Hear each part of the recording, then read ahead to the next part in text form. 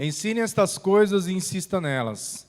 Não deixe que ninguém o menospreze porque você é jovem. Seja exemplo para todos os fiéis, na palavra, na conduta, no amor, na fé e na pureza. Até minha chegada, dedique-se à leitura pública das Escrituras, ao encorajamento e ao ensino. Não descuide do dom que recebeu por meio de profecia, quando os presbíteros impuseram as mãos sobre você. Dedique total atenção a essas questões. Entregue-se inteiramente às suas tarefas, para que todos vejam seu progresso. Fique atento ao seu modo de viver e a seus ensinamentos. Permaneça fiel ao que é certo. E assim salvará a si mesmo e aqueles que ouvem. Ok? O tema da mensagem de hoje é os desafios da juventude. Os desafios da juventude. Hoje, nós vamos falar com jovens, né? Os jovens da igreja. Os jovens da igreja, aqueles que são mais novos, né? Eu já com 41 anos, com a barba branca, o cabelo branco, eu já não me considero mais alguém tão jovem, né? Porém, depende muito da perspectiva, do ponto de vista. Se eu estiver com o André, eu já me considero bem jovem.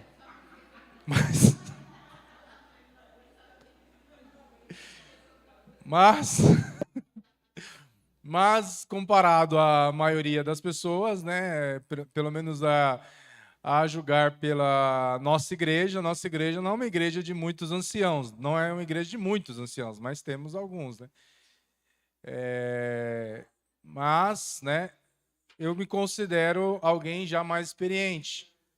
Mas se eu pensar, a igreja tem hoje, vai fazer esse ano 17 anos, é muito fácil fazer uma conta de matemática bem simples, né?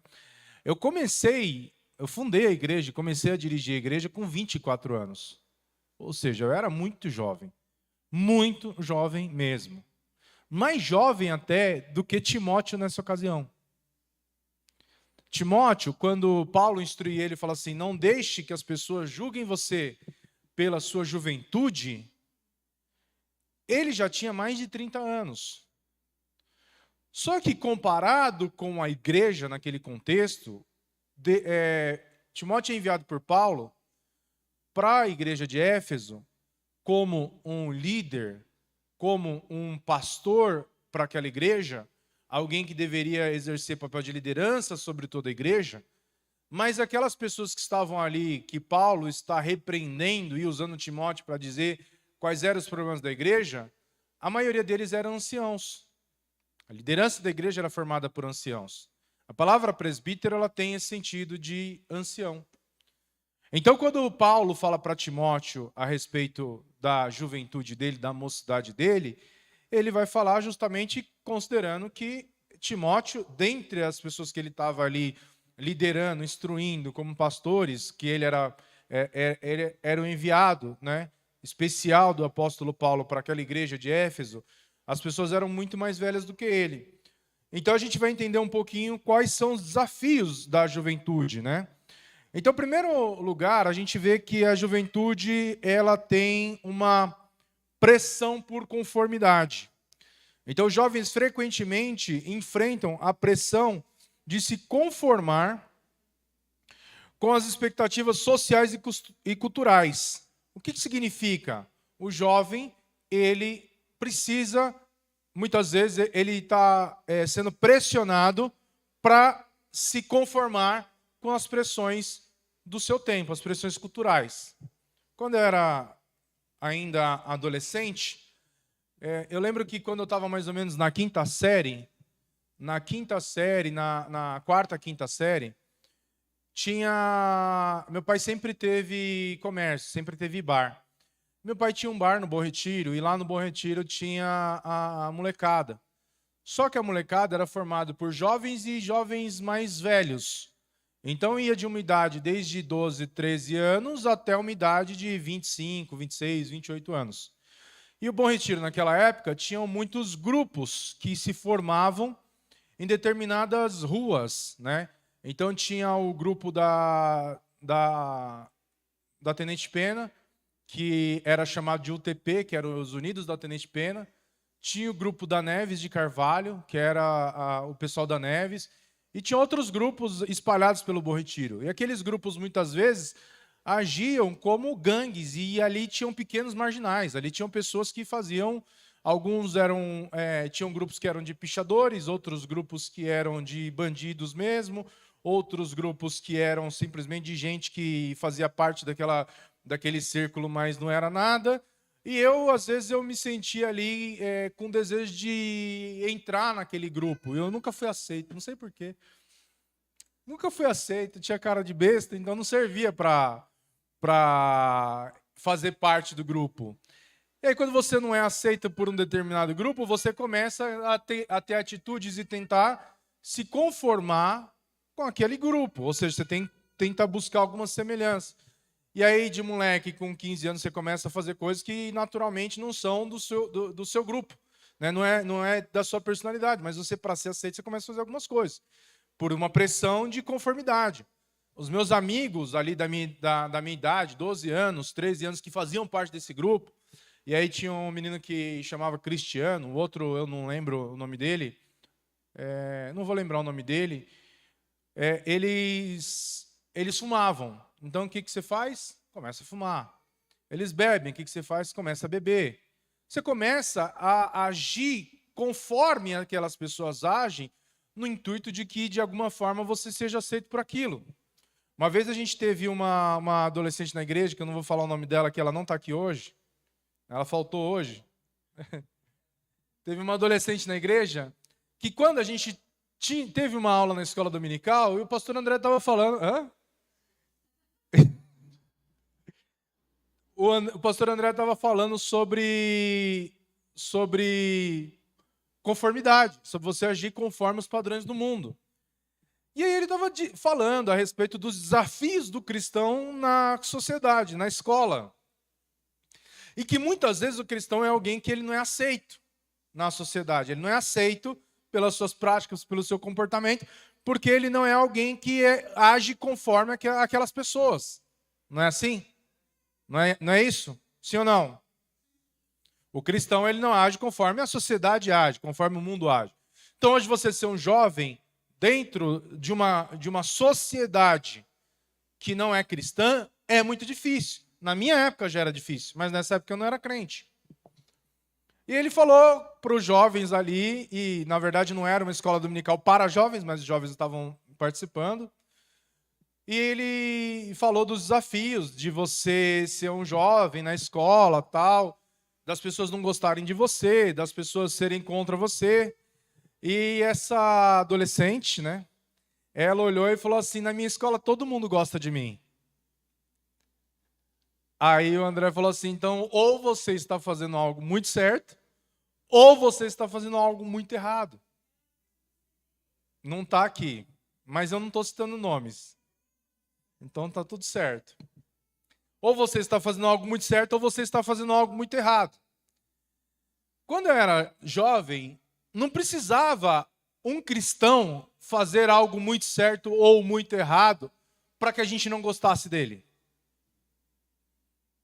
O que precisava para você não gostar de um cristão? Ele ser cristão. Era o único motivo que a gente precisava. Quando eu tinha lá meus 9, 10 anos, um dia, eu já contei essa história aqui na igreja, vou contar de novo. Uma prima minha, que era uma pessoa que não era muito atentada, mas naquele dia ela teve uma ideia que não era uma ideia muito boa. Meu avô tinha um comércio, ele tinha um bar, e nesse bar ele vendia de tudo, era uma pequena mercearia, ele vendia de tudo, tudo mesmo. Você imaginar que tinha no mercado, numa bodega, tinha lá. E ele vendia umas bombinhas, desde biribinha até o que a gente chamava de morteiro cavalo. Os morteirão, grande. E minha prima roubou uns morteiros do meu avô, pegou lá no bar e levou para casa. E ela me mostrou e falou: ó, vamos soltar? Aí eu nunca me interessei muito por isso, mas ela falou algo que me convenceu. Falei, mas vai soltar onde? Ela falou assim, aquela menina é crente. Eu falei, beleza, não precisa de outro motivo. Vai jogar na crente? Então beleza, vamos jogar na crente. Né? Pegamos o morteiro, um cavalo. Na hora que eu fui acender o morteiro,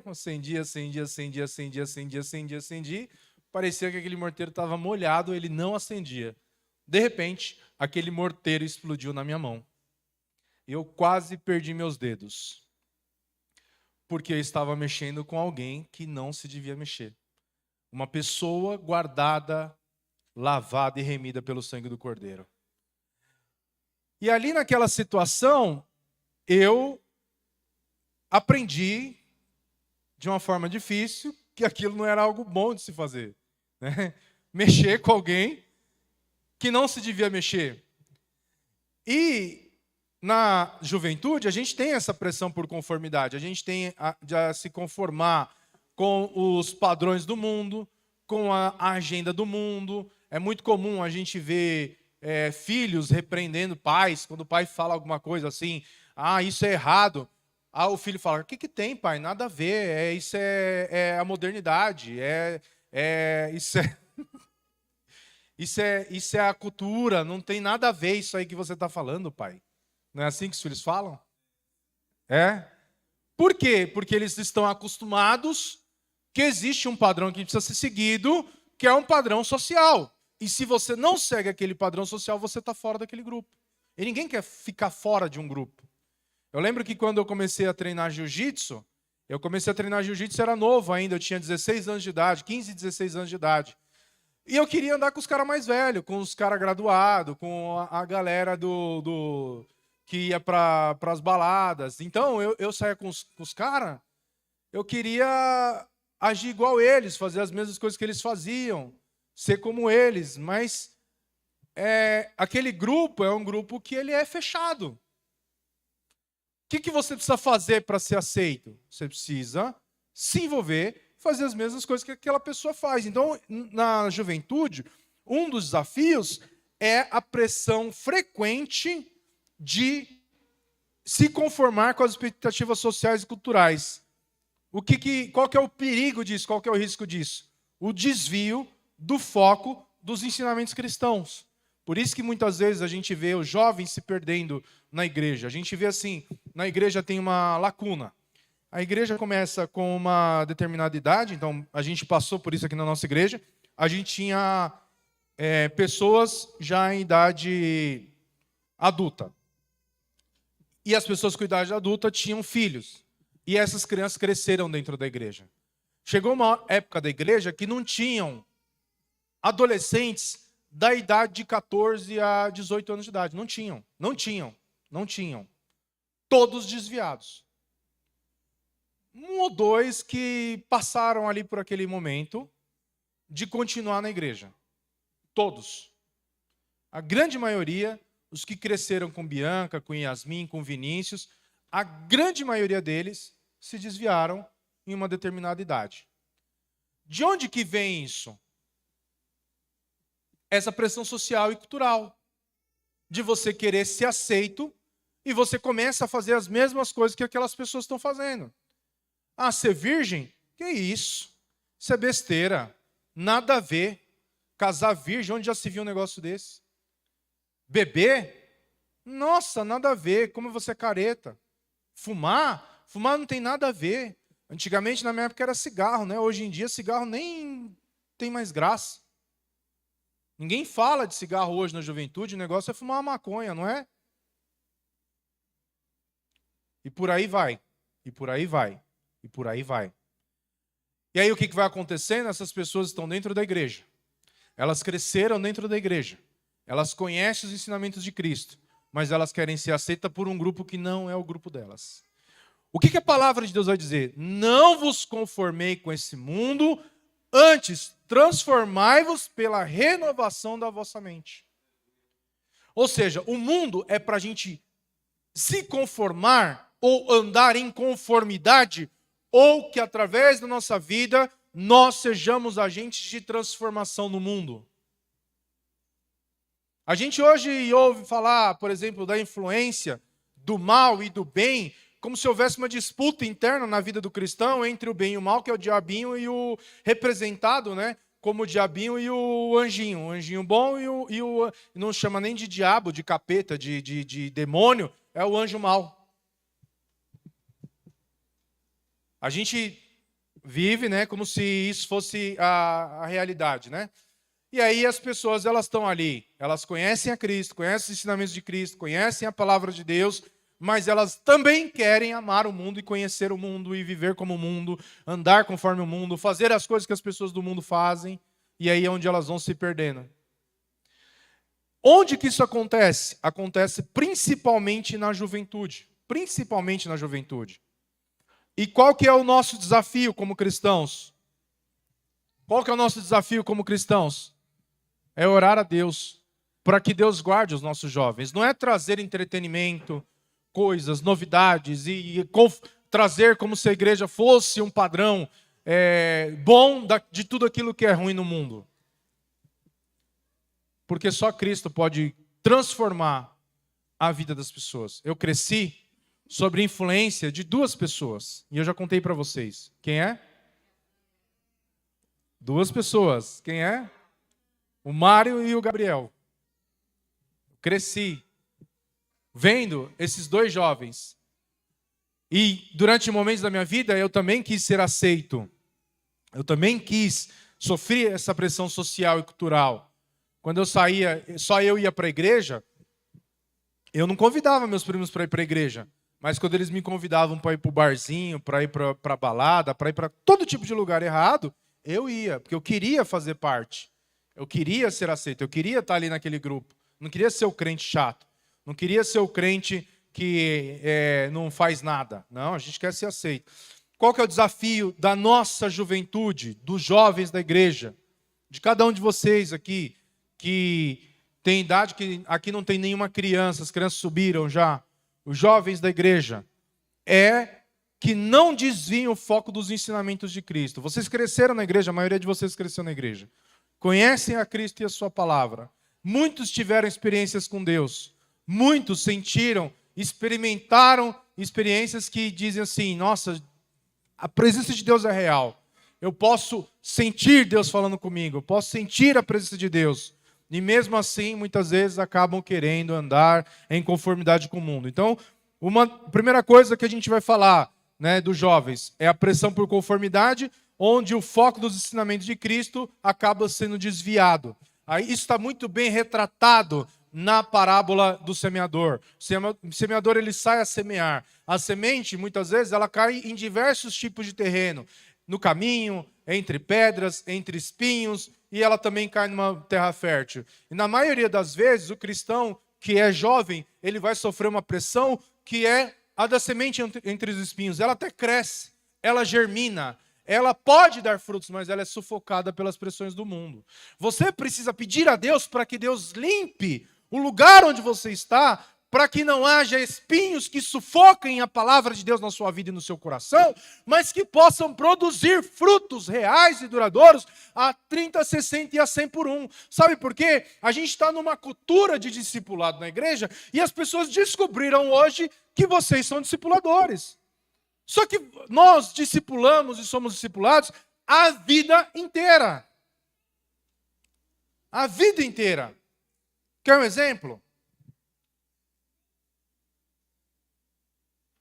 Quantas pessoas aqui fazem jiu-jitsu? Ou já fizeram pelo menos uma aula? Levanta a mão. Quantas pessoas? Bastante, não é? Quantas pessoas aqui estudam teologia? Levanta a mão. Ou estão fazendo, ou estão querendo estudar. Levanta a mão. Tem mais gente.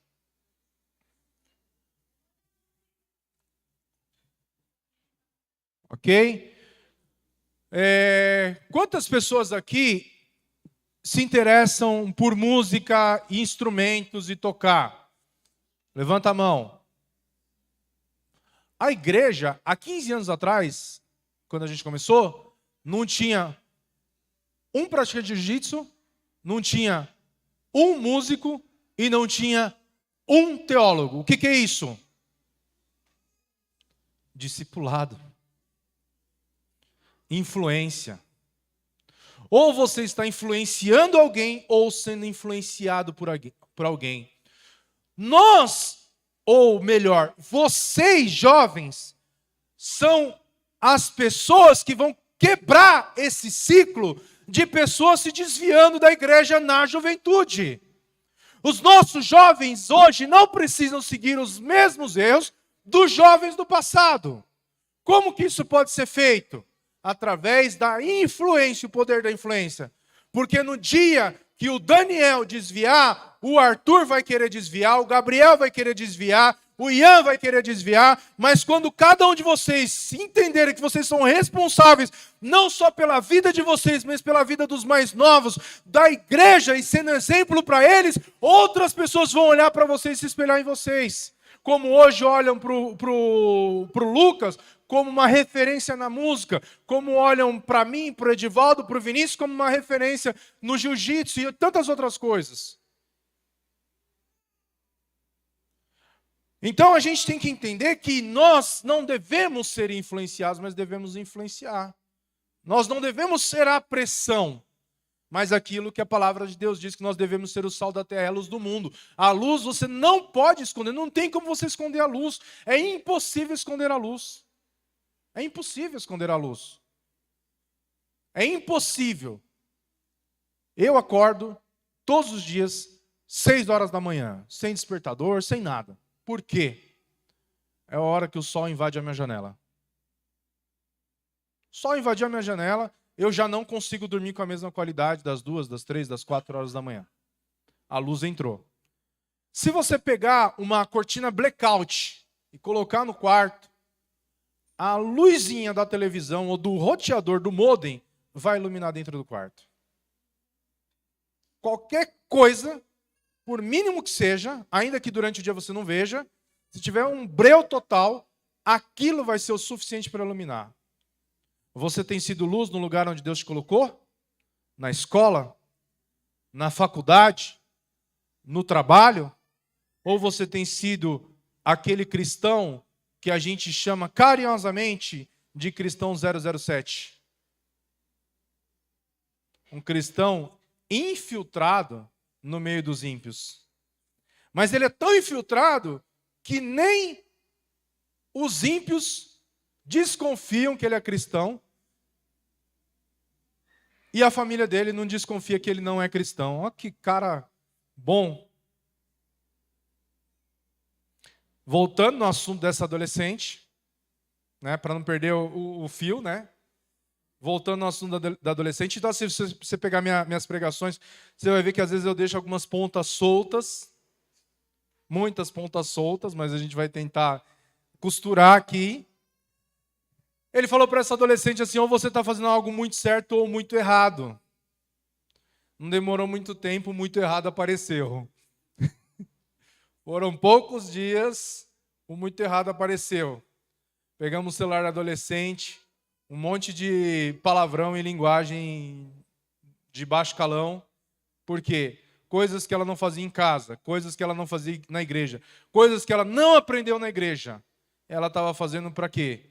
Para ser aceita por aquele grupo. Porque é legal, todo mundo fala, por que eu não vou falar? Só que o desafio é esse. Outro desafio é a falta de experiência. Porque a juventude é uma fase de aprendizado e crescimento. E a fase de experiência pode levar a decisões precipitadas ou mal informadas. Todo mundo aqui que é um pouco mais velho, todos, sem exceção, podem olhar para a sua vida e dizer assim, se eu pudesse conversar com o Felipe de 15, 16 anos de idade, que é a idade da maioria dos que estão aqui, 16, 18, 20 anos de idade. Você teria um conselho para dar para o seu eu de 15 anos? Que pouparia muita dor, muito sofrimento, muita desgosto, muita coisa errada? Teria um conselho para dar para essa pessoa? Isso provém de quê? Mas na época que você tinha essa idade, as pessoas não te davam conselhos também? Era falta de conselho? Era falta de conselho? Hoje eu estava dando uns conselhos para o Daniel. O Daniel falou que os meus conselhos não servem para ele. Não serve, Daniel? Depois você conversa com o pastor Ricardo para você ver se não serve. Daqui a 15 anos você vai olhar e vai falar assim, meu pai tinha razão. Por quê? A nossa inexperiência ou falta de maturidade é um problema também decorrente da juventude. Outra coisa, a busca por identidade. Muitos jovens estão em busca de sua identidade e propósito, o que é um desafio quando confrontados com diferentes valores e crenças. Então, por exemplo, eu teve época que eu fazia parte da turma do jiu-jitsu, teve época que eu fazia parte da turma da UTP, mesmo sem ser dali daquele grupo. Teve épocas que eu fazia parte da turma do patins, andava de patins. Teve época que eu fazia parte da turma das baladas. Então você está sempre ali buscando por uma identidade. A gente quer fazer parte, quer ter um senso de pertencimento, de participar de um grupo, de ser aceito por aquele grupo. E esses são alguns dos problemas da juventude, né? São os desafios da juventude. Então, para vocês anotarem aí, para balizar vocês aí no próximo PG. Primeiro desafio que é a pressão por conformidade. O segundo desafio é a falta de experiência. E o terceiro desafio é a busca por identidade. A busca por identidade, ou seja, você querer pertencer e às vezes você acaba, para você pertencer, você acaba fazendo coisas que não faz parte de você, do seu ser, mas você quer pertencer àquele grupo. Você quer fazer parte daquele grupo. E aí a gente vai pular aqui de tópico, né? Que são algumas características que são prejudiciais dos jovens, dos adolescentes. A primeira característica que é prejudicial é a impulsividade, ou seja, a tendência de agir sem pensar nas consequências. A gente vai fazendo isso o tempo todo, agindo de forma imprudente e impensada, né? Eu tenho 41 anos, eu dirijo hoje de forma prudente. Eu dirijo de forma prudente. Eu já não sou mais um menino. Eu tenho uma família, eu tenho filhos, eu tenho uma esposa, eu tenho alguém que está em casa esperando por mim. Eu pago as contas do meu carro. Se eu bater o carro, quem vai ter que pagar vai ser eu.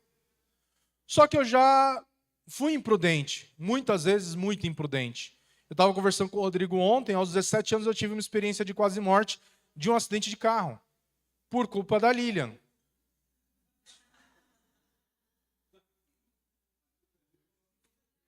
A culpa é da Lilian. Por quê? Eu dirijo desde muito cedo. Eu comecei a dirigir muito cedo. E sempre fui muito imprudente. E quando eu tinha 17 anos, o pai do Matheus e do Vinícius, que era meu cunhado na época, ele tinha me proibido de pegar o carro, né? Porque ele sabia que eu era meio responsável e tal. E a Lília não escondeu a chave do carro. Ela proibiu, mas não escondeu a chave do carro. Ou seja, a chave do carro estava lá, e ela sabia que eu podia pegar a chave do carro, e mesmo assim não fez nada para impedir. Eu peguei a chave do carro, falei para ela que falei assim, vou ali no orelhão. Na época tinha orelhão ainda. As crianças não sabem nem o que é. Os jovens de hoje não sabem nem o que é um orelhão. Não sabem nem, se você der uma cartela de ficha, eles não sabem nem para que serve, nem para que servia. Não sabe. E eu peguei a chave do carro e saí.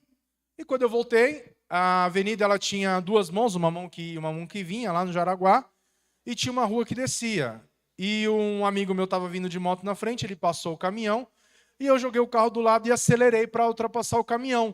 Só que o caminhão estava indo na mão da Vi e não estava vindo o carro no lado contrário. Só que ele foi entrar na descida. E ele não olhou no retrovisor, até porque não fazia sentido ele olhar no retrovisor mesmo e ter alguém ultrapassando o caminhão ali naquele lugar. E ficou muito em cima, só deu tempo de frear e tirar um pouquinho o carro. Porque do lado era uma ribanceira e do outro lado era muro. Não tinha para onde correr ou fugir com o carro. Eu tirei um pouquinho e eu fui em encontro a esse caminhão. Na hora, eu tive uma experiência de quase morte, que a ciência chama de EQM, que entre o intervalo da batida e o impacto, assim, coisa de fração de segundos, era como se eu tivesse sentado e vi um filme da minha vida passando diante dos meus olhos, assim, muito rápido, assim, e de repente a batida e um clarão. Puf! Naquele dia, era para ter sido o dia da minha morte.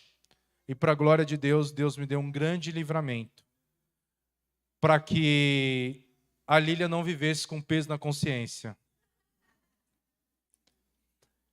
E naquele dia, por imprudência, por impulsividade, por irresponsabilidade, eu quase morri. Então, qual que é uma das características do jovem além da impulsividade? É o desejo de desafiar a autoridade, que vai resultar em conflitos e afastamento de conselhos sábios. Você já tem uma frase que o Emerson ele fala para mim, que ele falava que a mãe dele falava para ele, fala assim, que você não acende vela para santo ruim, né? O que significa? Você não vai ficar, a Bíblia vai chamar isso de dar pérola aos porcos, ou seja, coisa que é valiosa demais para quem não dá valor para aquilo. Um porco ele não sabe o valor que uma pérola tem. Você der uma pérola para um porco, ele vai comer, vai engolir a pérola. E muitas vezes os bons conselhos dados, eles são tratados como algo extremamente sem valor. Tem gente que a gente não gasta conselho. Tem gente que não vale a pena dar conselho. E muitas vezes isso é um reflexo do quê? Da juventude. Você fala assim, deixa, um dia ela vai aprender. Porque não tem outra forma da pessoa aprender a não ser passando por aquela situação. O meu jeito de lidar com os meus problemas, a minha impulsividade, a minha irresponsabilidade, foi passando por problemas. Eu não sei falar quantas vezes que eu bati o carro. Não sei. Não sei falar, por Deus. Eu não sei quantos carros eu bati. Mas já faz muitos e muitos e muitos e muitos anos que eu não bato um carro. É porque eu aprendi a dirigir? Não, porque eu deixei de ser irresponsável. Então, os erros da juventude, eles vêm da impulsividade na maioria das vezes. A gente vai ver isso muito claro onde? Na vida de Esaú e Jacó. Jacó, ele era alguém que agia pensadamente, ou seja, calculadamente. Esaú não, era impulsivo. Ele não pensava em nenhuma consequência, ele simplesmente fazia. E aí ele dá origem a um povo que é denominado os edomitas, que existem até hoje. A cultura edomita existe até hoje. É as pessoas que buscam prazer a qualquer custo, independente do custo que aquilo pode ter. Eles querem saber da satisfação pessoal e da busca por prazer imediato. Os jovens, eles buscam isso o tempo todo. Eles não calculam as consequências dos seus atos. Eles não calculam o impacto das suas ações e decisões. E aí eles vão causando problema em cima de problema e não pensam que isso pode trazer, desencadear de uma consequência, né? Que algumas pessoas chamam de efeito borboleta. Né? Qual impacto tem uma decisão minha agora, na minha vida ou na vida de outras pessoas? Não é isso? E aí, que isso vai levar a agir sem pensar, vai levar a consequências que pode levar a escolhas prejudiciais. E o outro ponto, que também é uma característica prejudicial dos jovens, é a rebeldia. Alguém aqui já viu um adolescente rebelde? Se você nunca viu, é que você nunca viu um adolescente. Nem tem como separar adolescente e rebelde sem estar na mesma frase. Adolescentes, estou pregando para você, senta aqui. Então, os adolescentes eles têm essa característica de desafiar a autoridade, que vai resultar em conflitos e afastamento de conselhos sábios. Então, às vezes a gente quer ajudar, mas a pessoa ela não está querendo ser ajudado, né? É o famoso me ajuda a te ajudar. E outro ponto é a inconstância, a dificuldade em manter compromissos e responsabilidades que pode prejudicar o desenvolvimento pessoal e profissional. Tem gente que começa... eu tenho uma pessoa que eu conheço que ela começou 5 faculdades e não terminou nenhuma. Isso vem do quê? Da inconstância. Ela começa a fazer várias coisas e ela não consegue terminar nada. Ela começa a fazer uma coisa e ela não dá sequência naquilo. Ela é inconstante. ela não consegue ser constante na igreja, ela não consegue ser constante nos relacionamentos, ela não consegue ser constante nos estudos, ela não consegue ser constante em nada que ela faz. Ou seja, uma pessoa que ela não tem firmeza naquilo que ela faz. Ou seja, ela tem dificuldade em manter compromisso e responsabilidades que vai prejudicar no desenvolvimento pessoal e profissional. Eu, quando era jovem, eu sempre fui muito irresponsável. Inconsequente mesmo. Real. Era um problema que eu tinha. E o meu primeiro emprego foi trabalhar como empacotador no Pão de Açúcar. Hoje eu podia ser gerente do Pão de Açúcar, mas graças a Deus que eu fui rebelde a ponto suficiente de não ter passado na experiência. Porque olha o que eu fazia. O pessoal inventava de fazer festa numa sexta-feira à noite, mas tinha um pessoal que trabalhava sábado de manhã. A gente deixava de ir para a festa sexta-feira à noite porque tinha que trabalhar sábado de manhã? Deixava de ir? Não, a gente ia para a festa, passava a noite inteira na festa e ia trabalhar sábado de manhã, não é? Aí chegava no dia seguinte, olha só o que eu tinha feito. Eu tinha passado a noite inteira na gandaia. No dia seguinte eu tinha que trabalhar de manhã. Na verdade, eu não tinha que trabalhar de manhã no dia seguinte, eu tinha que trabalhar... Não tinha que trabalhar de manhã, eu tinha que trabalhar à tarde. Eu entrava 2 horas da tarde. No sábado eu ia trabalhar 2 horas da tarde. Mas eu fui trabalhar 7 horas da manhã. E falei para o coordenador do dia que a coordenadora da noite tinha mudado meu horário. Porque eu não podia faltar. Mas se eu fosse para casa dormir, eu também não ia conseguir trabalhar. Qual o problema que isso podia dar? Nenhum. Eu fui trabalhar. Mas num outro horário. Daria problema, Carla, lá na empresa? Mas... Então, tá vendo? Então, eu fui mandado embora. E essa não foi a primeira vez que eu fui irresponsável, inconsequente, inconsistente. Porque a gente tem essa dificuldade em ter responsabilidades. Eu tenho um menino lá na loja lá que ele é muito bom. Ele é focado, determinado, trabalhador. Mas ele tem problemas que às vezes eu acho que são decorrentes da idade. Que é da idade dele. E o que eu tento fazer? Eu tento trazer ele e explicar para ele que as decisões dele estão colocando a performance dele, o negócio dele, o trabalho dele em risco. E que isso, se ele não mudar esse comportamento, isso não vai trazer problemas para ele só lá, mas na vida dele. Esse é o grande problema. As pessoas elas precisam entender que aquilo que ela faz vai trazer consequências para ela. A gente falou de características prejudiciais. Quer dizer que o jovem não presta para nada? Sim ou não? Sim ou não? O jovem não presta para nada? Sim ou não? Quem falou sim, concorda que os jovens não prestam para nada? Ou quem falou não, concorda que os jovens não prestam para nada? Hã? Então vamos lá. Só que os jovens, eles têm características benéficas e principalmente para a obra e para o reino de Deus. Quais são essas características benéficas? Olha só o que o apóstolo Paulo vai falar. Uma das características que o apóstolo Paulo vai falar lá em Coríntios, ele vai falar assim que os jovens, eles têm muito mais disposição para servir a Deus e devem colocar toda a energia deles, a juventude deles, à disposição da obra de Deus do que o homem casado, por exemplo. Não é isso, André? Os jovens, eles têm muito entusiasmo e energia. A Nicole, às vezes, briga com o Daniel, que ela fala, que eu falo para o Daniel, Daniel, você vai sair da escola, você vai fazer tal coisa, você vai treinar, você vai fazer o treino das 3, das 5, o treino das 7, depois você vai voltar para casa e vai trabalhar. A Nicole falou assim, ele não vai aguentar. Eu falei, ele tem 16 anos, Nicole. Como que ele não vai aguentar? Hã? 17? Não, mas quando eu falei isso, ele tinha 16. Como ele não vai aguentar? Põe o Edivaldo para jogar bola, o pastor Ricardo para jogar bola uma vez na semana. Eles vão jogar metade da metade do tempo da quadra. Se a quadra tiver 40 minutos, eles vão jogar 10,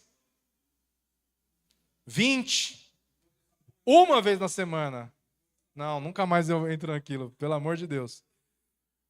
Só que quando era jovem, ele ia para um jogo, saía do jogo, ia para outro jogo, jogava de novo, e de novo, e de novo, e de novo, e de novo. E eu já vi jovem passar mal na quadra, de quase desmaiar, porque estava jogando 4, 5 horas direto, sem comer, mas não sai da quadra. Então o que o jovem tem? O jovem tem energia, tem entusiasmo, que pode ser usado para impulsionar as mudanças que a igreja precisa. A igreja precisa dessa intensidade, a igreja precisa dessa energia, a igreja precisa dessa força, desse fazer e fazer e fazer mais. Ou seja, os jovens devem se reunir para a glória de Deus. Não é um dia na semana, 2, 3, 4, 5 dias na semana, orar, buscar a Deus. Eu lembro que quando eu era jovem, que eu comecei a ir para a igreja, a gente tinha culto 3 vezes na semana, a gente orava na escola 3 vezes na semana, a gente fazia visita, a gente orava pelos outros na rua. Era uma loucura.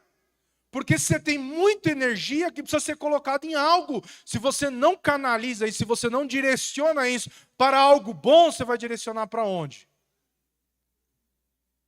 Para o que é ruim. Aí qual que é o ruim de um jovem que ele não gasta essa energia na presença de Deus, em Deus, na sua graça, na sua obra? Ele vai gastar energia onde? Na prostituição, na promiscuidade, no uso de psicotrópicos e bebidas e outras coisas, em tudo que não presta. Porque ele tem muito daquilo. Outra coisa, que isso é uma das coisas que mais me fascinam nos jovens, mais me fascinam mesmo, que é a capacidade de aprendizado. Eles têm uma mente aberta, uma disposição para aprender novas habilidades e conhecimentos, que é uma grande vantagem. Os jovens, eles têm isso muito claro. Eu vou dar um exemplo para vocês.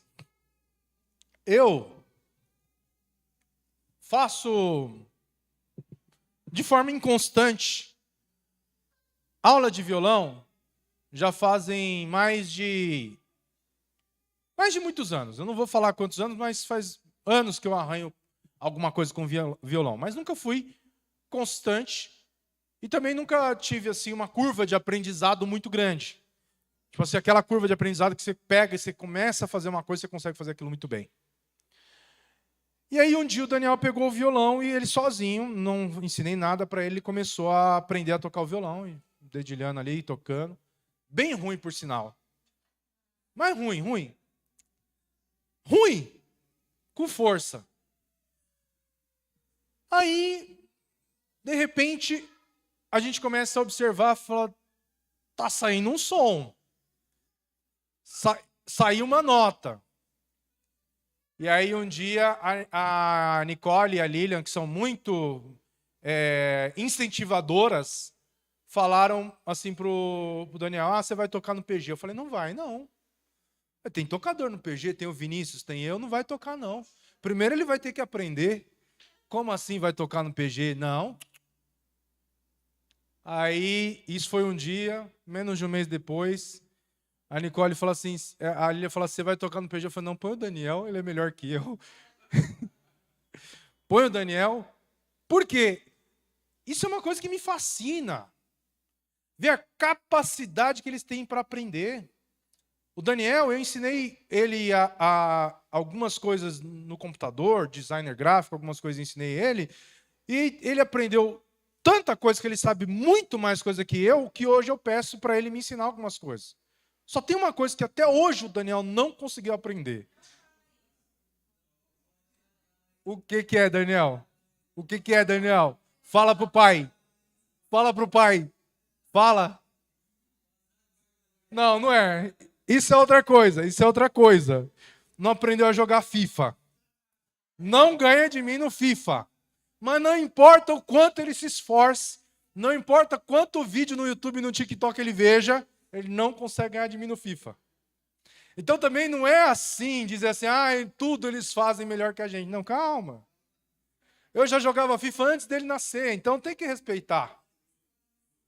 Né? Calma. Sua hora vai chegar, calma. E aí eu falo para ele, eu te ensinei tudo o que você sabe, mas eu não te ensinei tudo que eu sei. Então, tem que respeitar o velhinho, né? Então, uma das coisas que é benéfico, que é uma característica benéfica, é a capacidade de aprender novas habilidades e conhecimentos que são grandes vantagens. E aí, outro ponto é a resiliência. Ou seja, eles vão sempre se recuperar de falhas e desafios, que é uma característica também muito valiosa, que vai levar cada um deles ao sucesso. Ou seja, não desistir. Vão errar? Vão, mas eles vão continuar. Assim como eu e você, cada um de nós, a gente tem defeitos, falhas, erros que nos trouxeram até aqui. A gente tem que dar confiança para que os nossos jovens eles possam fazer isso também. Até que chega no momento em que Paulo está dizendo a Timóteo, Timóteo, você é novo, mas dedique-se à leitura pública das Escrituras, ao encorajamento e ensino. Olha só, tudo que a gente está falando aqui de aprendizado, tudo que a gente está falando de capacidade, de energia, de tudo. Vocês acham que é bonito ver um teólogo? Tipo, hoje ver o André, Felipe, pastora Meire, é bonito? Sim ou não? Sim ou não? Gente, vocês não têm noção do que é ver um teólogo no início da sua juventude. O brilhantismo que essas pessoas alcançam. Ver teólogos com 19, 18, 19, 20 anos. Na faculdade, quando eu fiz faculdade, eu tinha um grupo de amigos que era um grupo de amigos mais velhos, todos já pastores, é o nosso grupo lá. E hoje, eu tinha um menino que ele era muito novo, que era o Samuel na época, solteiro. Ele tinha saído do ensino médio e tinha começado a faculdade de teologia. Hoje, ele é um dos pastores da Igreja Presbiteriana de Pinheiros. Um lugar que, se um teólogo tivesse começando hoje, já no auge da idade, nunca chegaria. E outros tantos, eu tenho outros amigos também muito jovens que começaram a teologia muito novo e alcançaram assim muita proeminência. A gente tem um amigo, Daniel que é amigo da Nicole, menino extremamente inteligente, participa de programas de debate, lugares que eu não ousaria ir, porque eu não tenho desejo, não tenho vontade, não tenho tempo para me dedicar à teologia como eles têm tempo para se dedicar à teologia. Então, qualquer coisa que os jovens fizerem, se eles fizerem com entusiasmo, com dedicação, com afinco, eles vão conseguir fazer muito. Qual que é a minha orientação para os jovens? Que vocês sejam direcionados, vocês direcionem. Saibam onde vocês querem chegar. Porque se vocês fizerem, nada e ninguém vai poder parar vocês. E aí ele vai falar, olha, dedique-se à leitura pública das Escrituras, ao encorajamento e ao ensino. Não descuide do dom que recebeu por meio da profecia quando os presbíteros impuseram as mãos sobre você. Dedique total atenção a essas questões. Entregue inteiramente as suas tarefas para que todos vejam o seu progresso. O progresso de Timóteo era dado por uma carteirinha de pastor? Era a carta de Paulo que fazia com que Timóteo fosse reconhecido? Sim ou não? Era a vida dele. Então, se você quer ser reconhecido, tenha uma vida que dignifique o seu chamado. O que traz reconhecimento para o Daniel não é o quanto ele ensaia, não é o quanto ele estuda, não foi o Lucas que falou. É ver que ele está se sobressaindo naquilo. E que ele possa perseverar, e cada um de vocês, eu falo do Daniel porque eu convivo com ele, mas que o Ian possa perseverar, que o Franklin possa perseverar, o Gabriel, Carol, Rafa, Emily, Sofia, cada um de vocês, cada um, os jovens mais velhos, que vocês possam perseverar na instrução do Senhor. Então, que vocês não sejam aqueles jovens que desprezam a correção, o ensino e a sabedoria, mas aqueles jovens que amam o conhecimento, amam a sabedoria e amam a instrução do Senhor, e que Deus possa falar mais aos vossos corações. Quero aproveitar esse dia, essa mensagem, esse momento, para pedir para que todos se levantem, para que nós possamos fazer uma oração pelos jovens. Porque os jovens, eles têm desafios que são próprios da idade deles, e que eles vão ter que enfrentar e vão ter que passar. Amém? Pastora Meire?